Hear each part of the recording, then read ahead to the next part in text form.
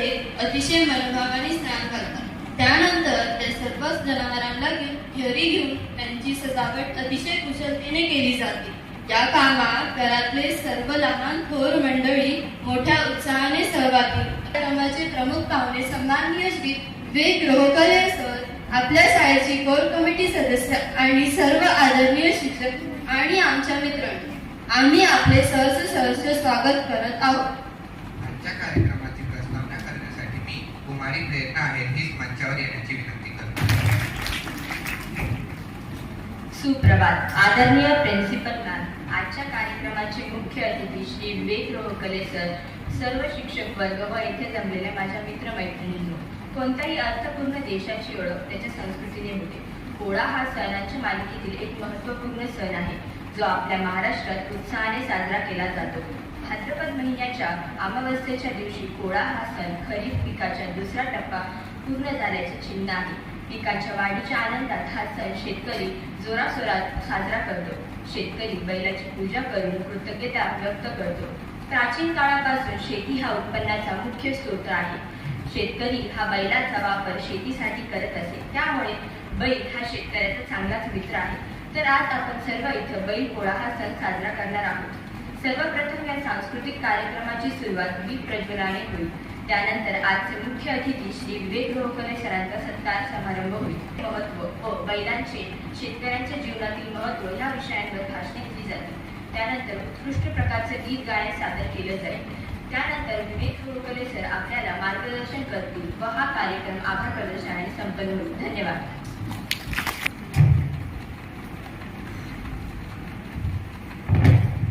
सरस्वती नमोस्तभ्यं वरदे कामरूपिणी विद्यारंभकारिणी प्रसन्ना सर्वभर. यानंतर मी व्यासपीठावर सर्व मान्यवरांना विनंती करते, कृपया त्यांनी दीप प्रज्वलन करावे.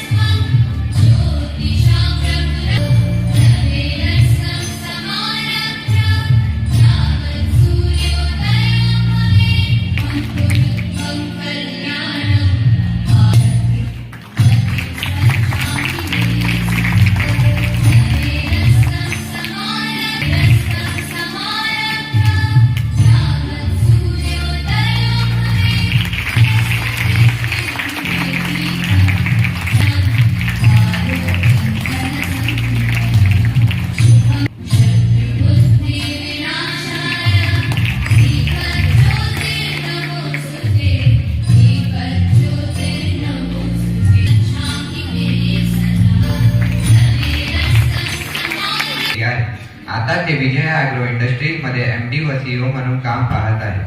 विजय ॲग्रो इंडस्ट्रीज ही जैविक खते व औषधे तयार करणारी कंपनी आहे.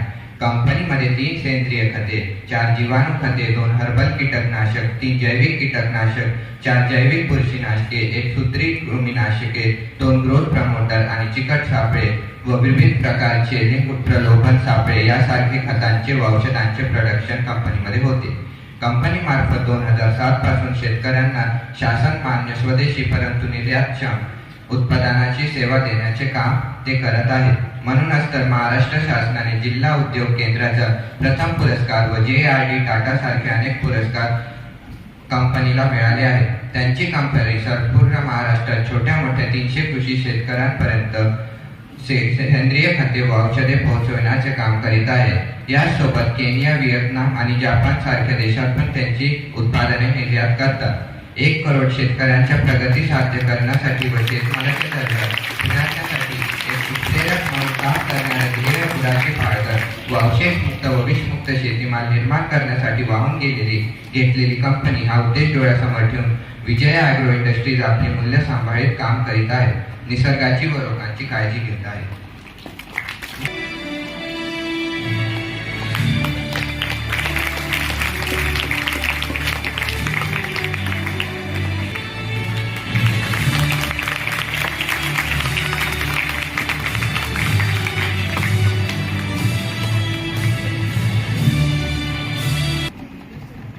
आदरणीय व्यासपीठ, सन्मान्य शिक्षक व विद्यार्थी मित्र, सर्वांना माझा नमस्कार.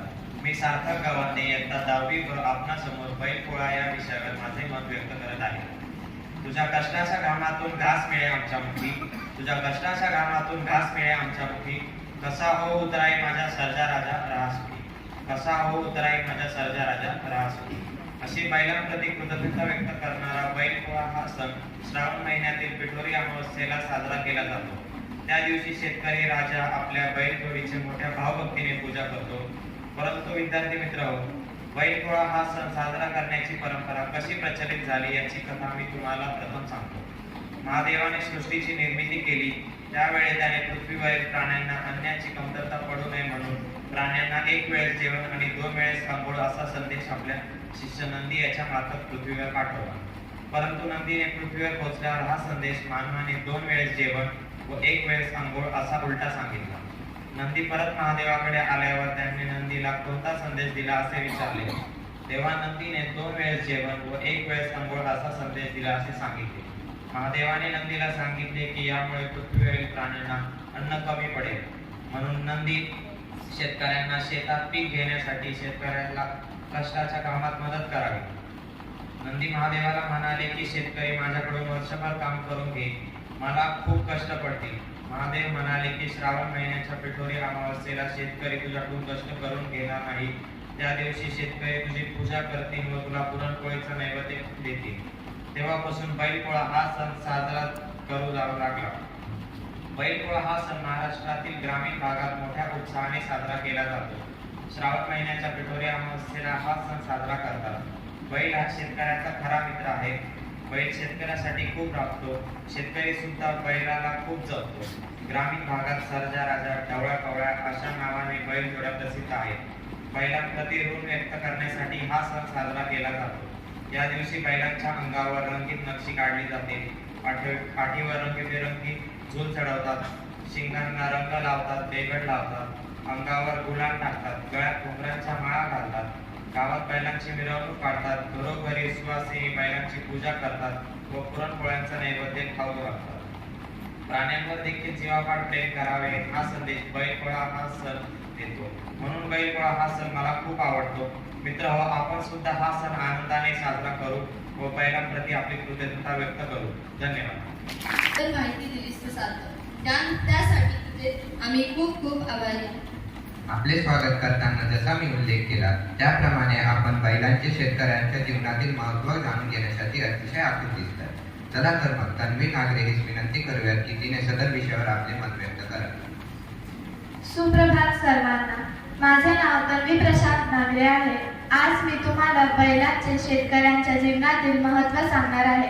आपल्या सर्वांना माहीतच आहे की बैल हा एकमेव प्राणी आहे तो शेतकऱ्याला शेतामध्ये मदत करतो.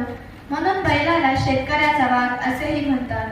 असेही म्हणतात की त्याचा शेतामध्ये पिकलेल्या धान्यामध्ये वाटा असतो. बैल हा शेतकऱ्याचा एकदम जवळचा आणि जीवाभावाचा सोबती असतो. शेतामध्ये मशागत करताना, नांगरण करण्यासाठी, शेतातील निघालेले पीक घरी नेण्यासाठी आणि ओढकाम करण्यासाठी बैलाचा उपयोग केला जातो. त्याचबरोबर बैलही घोड्यासारखी वेगाने धावू शकतो. त्यामुळे बैलाच्याही शर्यती घेतल्या जातात. खिलार जातीचा बैल ओढकामे करण्यास तसेच तो चांगल्या प्रकारे धावूही शकतो. काही बैलांना शर्यतीमध्ये उतरवण्यासाठी प्रशिक्षणही दिले जाते. चांगल्या खिलार जातीचे जनावरे सोलापूर, पंढरपूर, पुसेगाव, आटपाडी आणि अकलूज येथे मिळतात. बैलाबद्दल आपले प्रेम व्यक्त करण्यासाठी महाराष्ट्रात सण साजरा केला जातो. त्या सणाला बैलपोळे असे म्हणतात. धन्यवाद. शेतात राबणाऱ्या तुझ्या अंगाला आज शांत मिळते. तुझ्या कामाने फुलणाऱ्या पिकाला तुझ्या डोळ्यात चढते. एखादा उत्सव आणि त्यात गीत किंवा भजन नाही असे होऊ शकते का? म्हणून एक सुंदर गीत सादर करण्यासाठी मी प्राप्ती कासट 30 मंचावर येण्याची विनंती करते.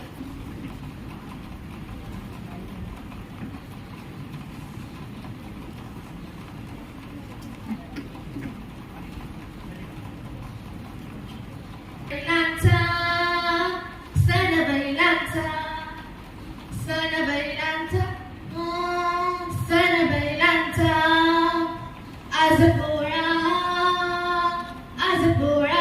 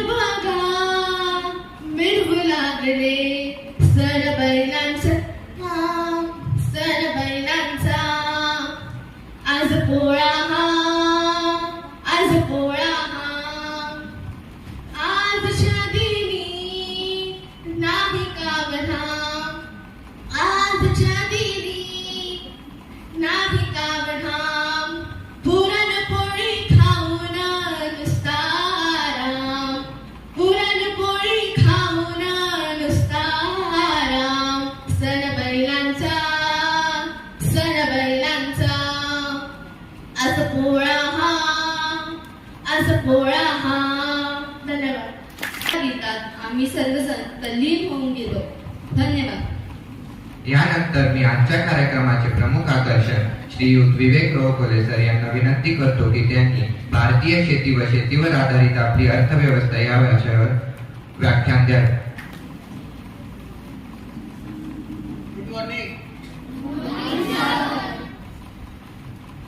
आदरणीय व्यासपीठ, आपल्या स्कूलच्या प्रिन्सिपल मॅडम, सर्व शिक्षक आणि विद्यार्थी मित्र आणि मैत्रिणींनो, आज मला हांडे सरांनी फोन केला आणि त्यांनी सांगितलं की आमच्या स्कूलमध्ये बैलपोळ्याचा एक उत्सव साजरा होतोय आणि सर तुम्ही ॲग्रिकल्चर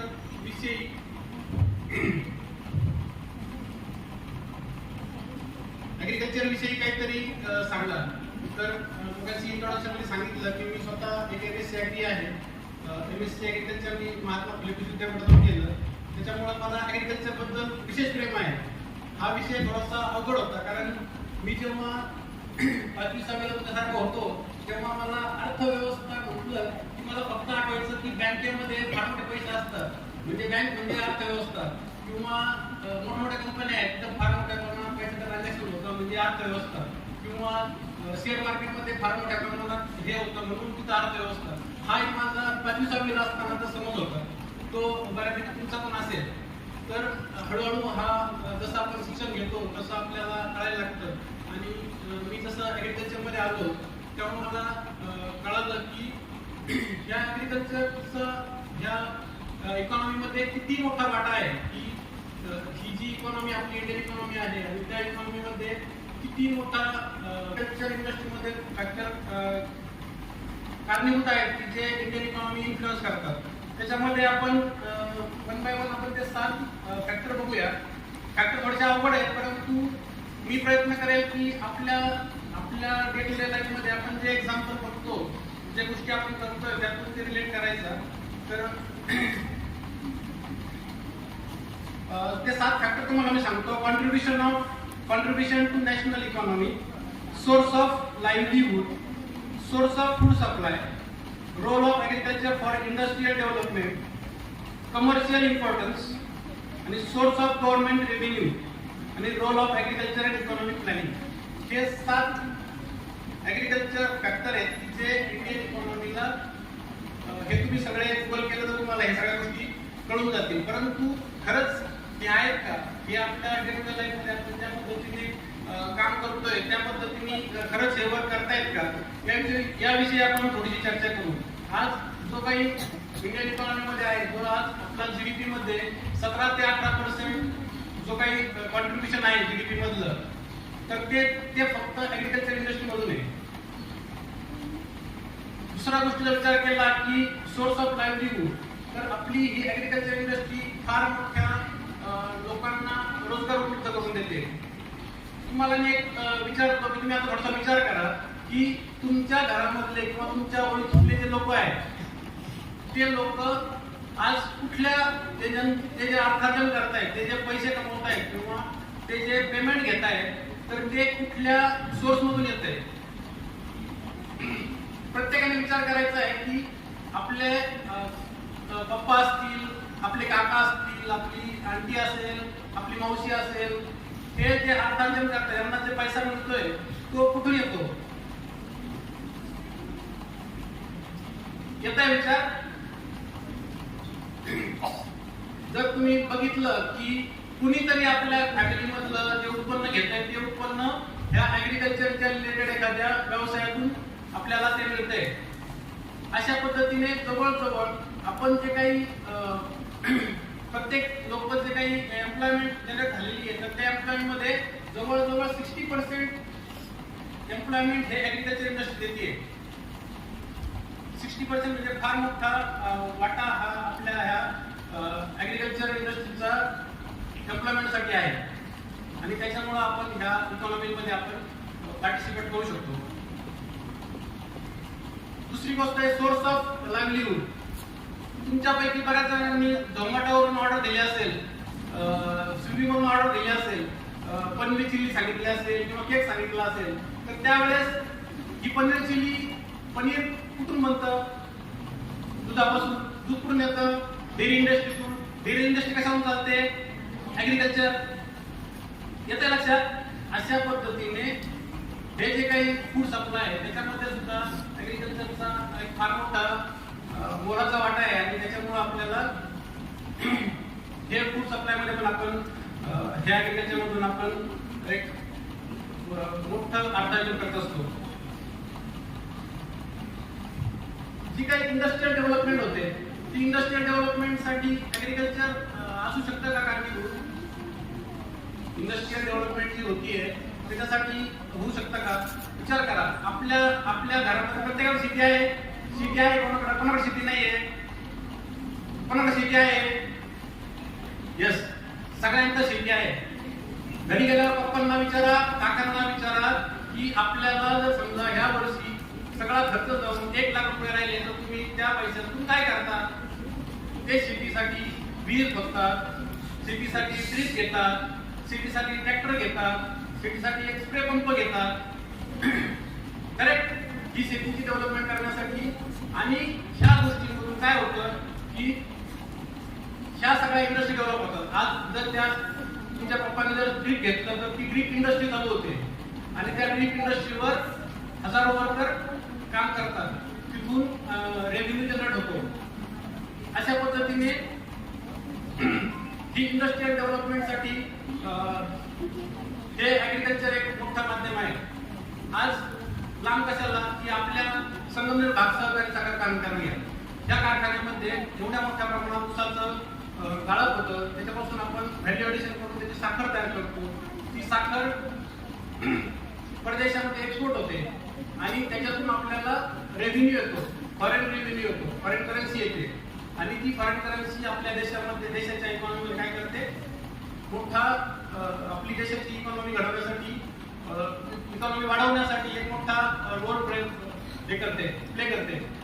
त्याच्यामुळं मला खरंच सांगायला आनंद वाटेल की आपले थोरात साहेब असतील तर त्यांनी ते फक्त एक नेता नाहीये तर ते ऍग्रिकल्चर एंटरप्रेन्युअर आहे. एक सक्सेसफुल ऍग्रिकल्चर एंटरप्रेन्युअर आहे.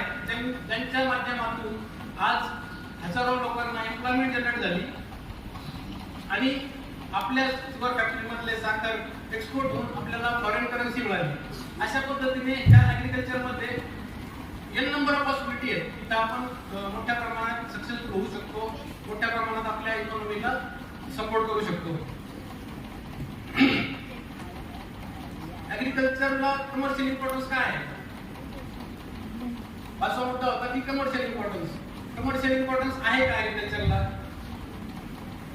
100% आहे. कारण आज आपल्या शेतामध्ये तयार झालेला चहा असेल, कॉफी असेल किंवा मसाल्याची पिकं असतील किंवा शुगर असेल, कॉटन असेल, या सगळ्या गोष्टी आपण काय करतो? एक्सपोर्ट करतो आणि ह्या एक्सपोर्ट मधून आपल्याला 100% रेव्हेन्यू जनरेट होतो. आणि हा फॉरेन करन्सी, ही फॉरेन करन्सी जी आपल्याला तयार होतीये त्याच्यानुसार आपली इकॉनॉमी ग्रो होत असते.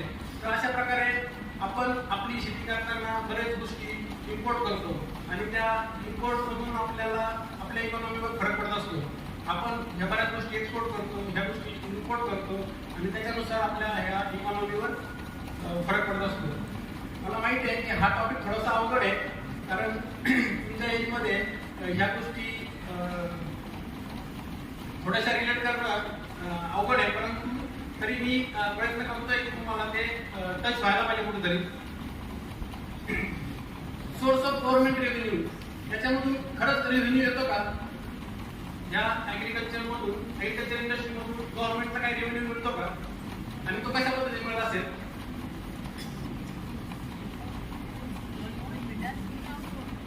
माहिती तुम्हाला रेव्हेन्यू, गव्हर्नमेंटला रेव्हेन्यू गोळा होतो. गव्हर्नमेंट कसं चालतं? या सगळ्या इंडस्ट्री सगळं जे काही फायनान्शियल ऍक्टिव्हिटी असतात त्या ऍक्टिव्हिटी मधून आपल्याला टॅक्स भरायला लागतो आणि टॅक्स मधून आपण काय करतो? ते गव्हर्नमेंटला पैसे मिळतात आणि त्याच्यानुसार आपल्याला या सगळ्या इन्फ्रास्ट्रक्चर बेसिक फॅसिलिटी जे आपल्याला गव्हर्नमेंट अवेल करतं. तर खरंच ऍग्रिकल्चर मधून हा रेव्हेन्यू मिळतो का? काय विचार आहे तुमचा? मिळतो का?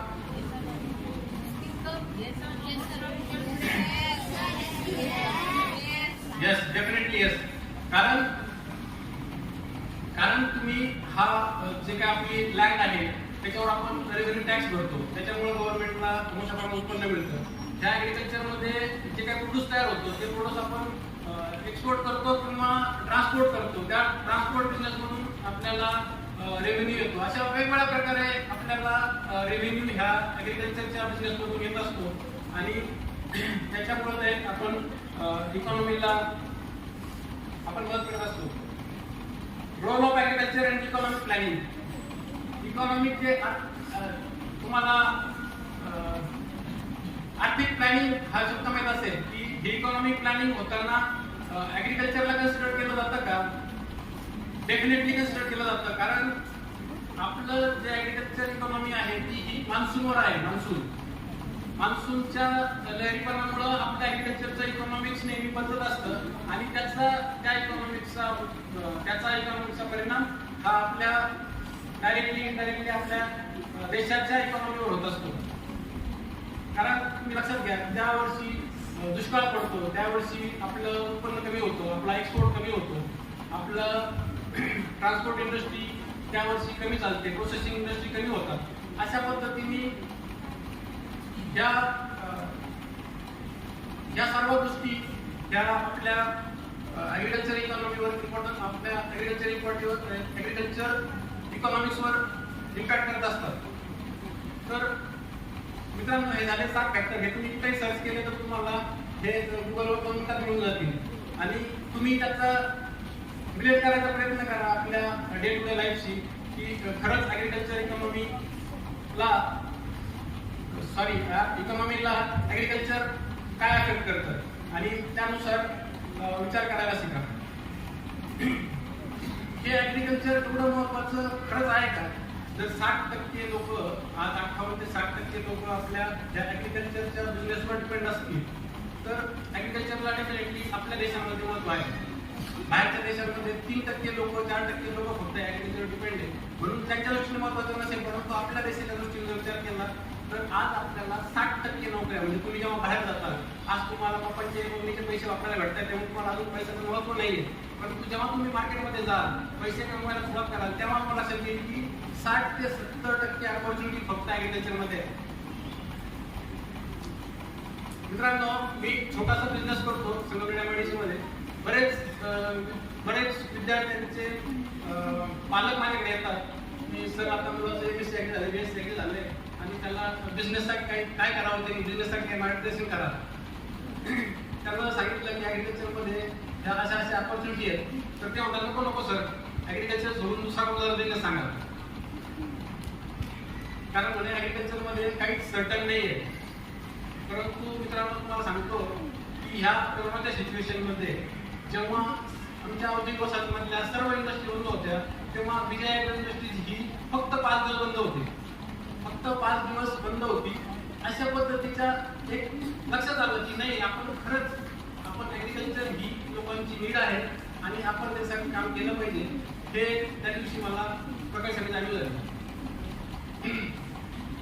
आणि मग ह्या ॲग्रिकल्चरसाठी आपल्याला आपण म्हणून आपल्याला काय पार पाडता येईल. तुम्हाला सेव्ह सॉइल मिशन कोणाला माहिती आहे? Save soil mission, very good. दीदी, काय आहे सेव्ह सॉइल मिशन? कोणी सुरू केलं?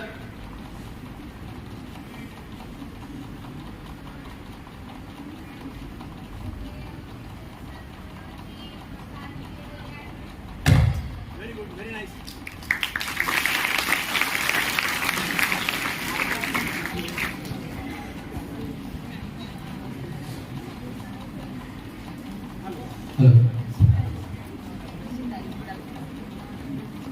येतो माझा आवाज? तर सेव्ह सॉइल मिशन मध्ये आपण काय करू शकतो आणि सेव्ह सॉइल मिशन खरंच इम्पॉर्टंट आहे का? जर आपल्याला लक्षात येतं की आपल्या ॲग्रिकल्चरचं इकॉनॉमीमध्ये 70 to 80% रोल आहे, तर मग हे सेव्ह सॉइल मिशन खरंच ह्या ॲग्रिकल्चरला सपोर्टिव्ह होतं का, की आहे का? आज जग किंवा सुदैव वयाच्या 60 वर्ष झालेला माणूस दररोज 100 किलोमीटर बाईकवर 25 ते 26 देशांमध्ये त्यांनी ही जी आपली जमीन आहे ती वाचवण्यासाठी हे कॅम्पेन केलं होतं आणि ते आज ह्या 25-26 देशांमध्ये फिरून ह्या सॉईलला वाचवलं पाहिजे याच्यासाठी अवेअरनेस कॅम्पेन करत होते. किती मोठं काम आहे, वयाच्या 60 वर्षी 100 किलोमीटर गाडी चालवणं आणि ते 25-30 देशांमधलं तिथलं वातावरण, तिथलं हे सगळं का गरज यायची? आज तो स्टॅटिस्टिक सांगतो, जो डाटा सांगतो की आज आपण फक्त आपल्या ॲलोपॅथीमध्ये ह्याच पद्धतीने जर आपण शेती केली तर पुढचे फक्त 60 पिकं आपण या जमिनीमध्ये घेऊ शकतो. किती 60 क्रॉप्स फक्त आपण ह्या लँडमध्ये घेऊ शकतो. बाकीच्या नंतर आपल्याला ही जमीन काय होईल, नॉन फर्टाईल होईल आणि ह्या जमिनीमधून आपण उत्पन्न घेऊ शकत नाही. त्यावेळेस विचार करा की 60 पिकं म्हणजे किती वर्षात 2 पिकं घेऊ शकतो. त्या पद्धतीने तुम्ही जेव्हा एकदम उमेदीच्या काळात असताल, जेव्हा तुम्ही ग्रोथ होत असताल, त्यावेळेस तुम्हाला अन्नधान्य मिळालं नाही तर काय होईल, किती मोठे क्रायसिस होतील. म्हणून प्रत्येकाने आपल्या या सॉइल सेव्हच्या मिशन मध्ये सहभागी व्हायला पाहिजे. आपण आपल्या पद्धतीने प्रत्येकाने आपला रोल ह्या मिशन मध्ये केला पाहिजे. कारण ह्या जमिनीतून जे आपल्याला मिळणार आहे तर त्या जमिनीची फर्टिलिटी मेंटेन करण्यासाठी आपण प्रत्येकाने आपला रोल त्यात केला पाहिजे. आज आपण लोक कृतज्ञ व्हायला पाहिजे. आपल्याला पण आपल्या आई वडिलांनी आपल्याला पूर्वजांनी सांगितलं की आपण कृतज्ञ राहायला पाहिजे, कृतज्ञ व्हायला नाही पाहिजे. इंग्लिशमध्ये कृतज्ञला इंग्लिशमध्ये काय म्हणतात, ग्रॅटिट्यूड. आपण ग्रॅटिट्यूड व्यक्त केला पाहिजे. तर आपण काय होतं की आपण या शेतीतून आपण सगळं काही घेतो. आज प्रत्येकाच्या इथं बसलेल्या प्रत्येकाच्या घरी ऊस आहे. ऊस पीक आहे, आपण घेतो ऊस. तर त्या ऊसाचं आपण ऊस कशासाठी घेतो की आपल्याला ऊस पाहिजे, साखर मिळवण्यासाठी आपल्याला ऊस पाहिजे म्हणून आपण ऊस घेतो. परंतु या जमिनीवर आपण एवढं सगळं घेतलंय तर त्या जमिनीला त्याचं परत काही द्यायला पाहिजे. तर आपण जे पाचट असतं ऊसाचं, ते पाचट आपण काय करतो, जाळून टाकतो. तर ते न जाळता ते आपल्या पुन्हा जमिनीत जायला पाहिजे, जेणेकरून आपण त्या जमिनीतून जे घेतलंय आणि जे आपल्याला उपयोगाचं होतं ते आपण घ्या, जे जमिनीला द्यायला पाहिजे ते जमिनीला द्या. आणि आपण वर्षानुवर्ष आज हे असे कृतज्ञ न राहता कृतज्ञ झाल्यामुळं आपल्याला अनेक प्रॉब्लेम सॉल्व्ह करायला लागल्यात. आपली जमिनीची ही जी काही फर्टिलिटी आहे ती फर्टिलिटी काय व्हायला लागली आहे, कमी व्हायला लागली आहे. आज आपल्याला 60 पिकं जर मिळणार आहे जमिनीतून तर आपल्याला 100% याच्यावर सिरियसली विचार करायला लागेल. तुम्ही आम्ही शिकता की रायझोबियम बॅक्टेरिया असतील, ॲझोटोबॅक्टर असतील, ते सिम्बायोटिक रिलेशननी काम करतात. ते वातावरणात 10% नंतर आहे तो पिकाला उपलब्ध करून देतात. परंतु त्या गोष्टी आपण फक्त शिकलोय, आपण ऐकल्यात, तर ह्या कुठेतरी आपल्या जे शेती करणाऱ्यांचे ज्यांचे वडील शेती करतात, ज्यांचे काका शेती करतात, त्यांना हे कन्सेप्ट सांगितले पाहिजे. तुम्ही ह्या गोष्टी केल्या पाहिजे, जेणेकरून तुम्ही जेव्हा प्रोग्रेसमध्ये याल त्यावेळेस तुम्हाला फूड क्रायसिसचा सामना करायला नको यायला. तर अशा पद्धतीचं हे सेव्ह सॉइल मिशन आहे.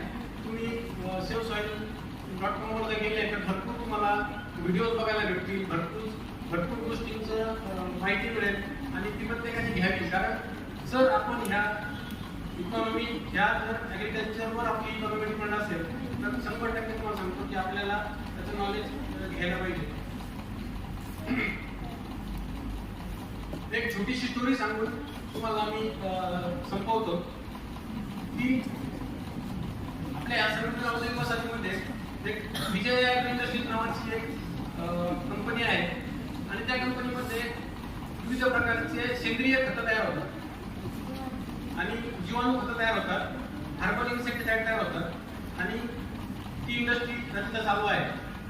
तर त्या इंडस्ट्रीमध्ये तुम्हाला निंबोळीचं झाड माहिती आहे का? निंबोळी, कडुलिंब झाड माहिती आहे?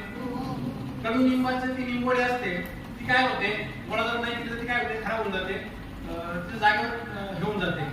परंतु मित्रांनो, या ॲग्रिकल्चरमध्ये एवढी शक्ती आहे की ह्या ॲग्रिकल्चरमध्ये आपण या सगळ्या टाकाऊ वस्तूंपासून आपण एक चांगलं सस्टेनेबल प्रोडक्ट तयार करू शकतो.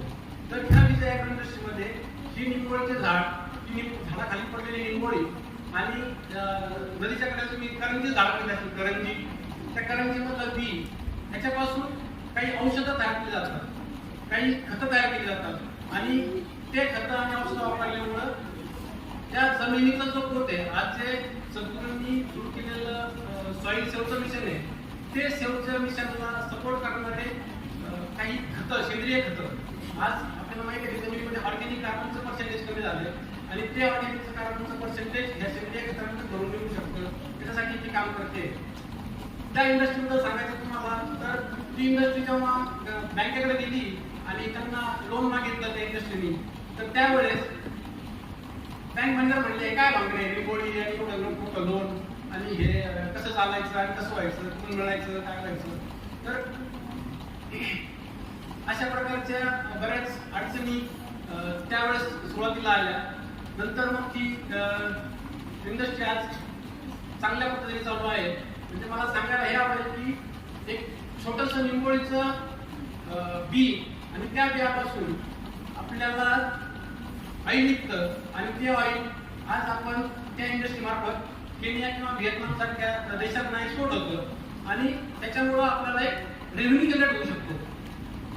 ही एक मोठी ऑपॉर्च्युनिटी या ॲग्रिकल्चर इंडस्ट्रीमधून मिळू शकते आणि हे त्याचं एक ज्वलंत उदाहरण आहे.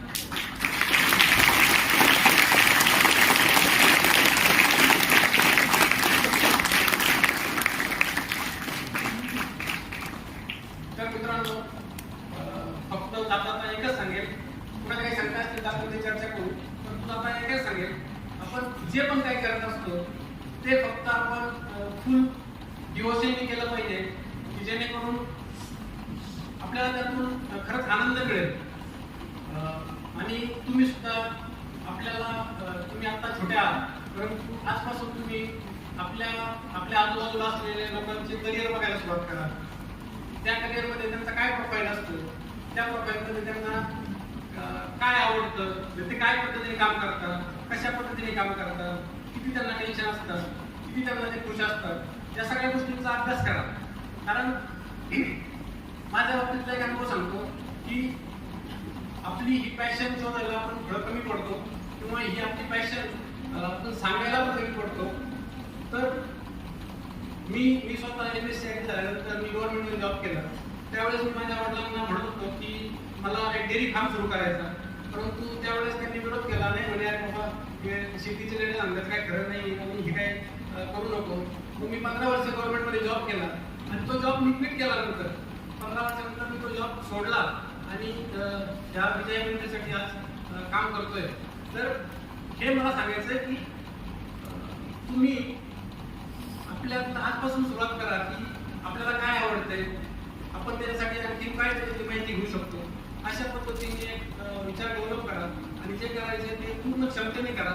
100% यश आपलंच आहे. आणि या ॲग्रिकल्चरमध्ये फार मोठ्या प्रमाणाच्या संधी आहे बिझनेस करण्यासाठी, कन्सल्टन्सी करण्यासाठी, स्वतःची शेती चांगली करण्यासाठी किंवा त्यात व्हॅल्यू ॲडिशन करण्यासाठी बऱ्याच गोष्टींच्या शक्यता या ॲग्रिकल्चरमध्ये आहे.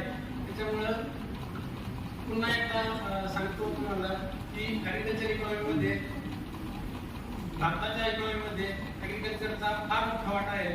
आणि आपण नेहमी आपल्या जी गोष्ट आपल्याला येत नाही त्यासाठी आपण प्रयत्न करत असतो, परंतु जी गोष्ट आपल्याकडे स्ट्रॉंग असते, माझा असा विश्वास आहे की आपल्याकडे जी स्ट्रॉंग गोष्ट आहे आपण तिच्यावर काम करायला पाहिजे. पण आपण बऱ्याच वेळा आपल्याकडे जी गोष्ट नाही आहे त्याच्यासाठी आपण जास्त काम करतो. तर जाता एवढंच सांगेल की आपल्याकडे जी स्ट्रॉंग गोष्ट आहे ती शोधायचा प्रयत्न करा आणि त्याच्यावर काम करा. थँक्यू.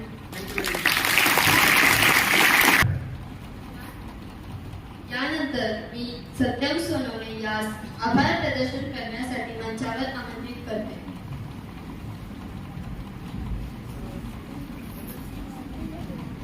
नमस्कार.